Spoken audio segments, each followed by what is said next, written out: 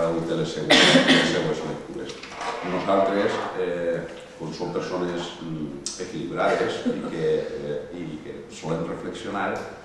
Pensem que han influït les dues coses.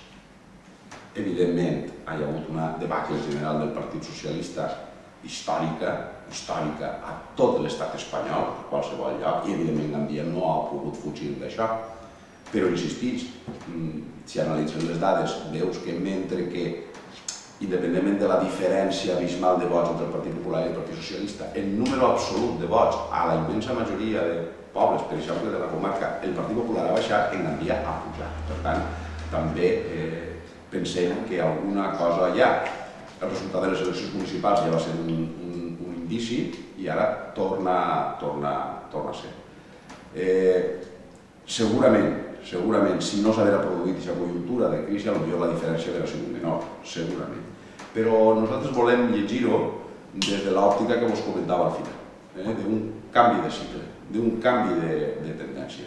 El fet que per primera vegada hi hagi un Parlament molt més plural del que hi havia vol dir que, almenys en els vots progressistes de l'esquerra, comença a haver un trasbassament per apostar per aquelles forces polítiques que s'adiuen més, que són més coherents i que realment defensen els interessos de la gent i que s'està ideològicament pròxima.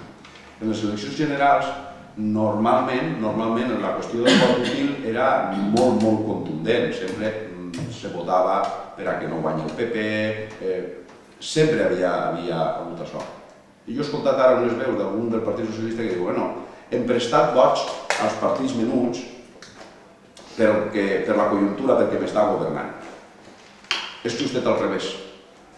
Històricament han estat els partits com el Bloc, per exemple, o els partits a l'esquerra del PSOE, els que han prestat vots al PSOE en unes eleccions generals.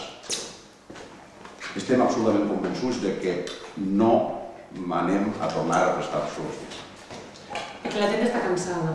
La gent no vol bipartidisme, la gent ja no vol blanc o negre, la gent ja no vol PP o Partit Socialista. La gent vol que se li escolti.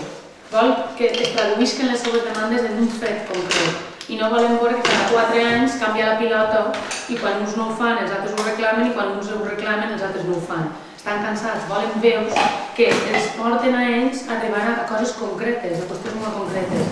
I això són els partits com el Bloc Compromís de la Ciutat de Gandia, al país i a partir d'ara a l'estat espanyol.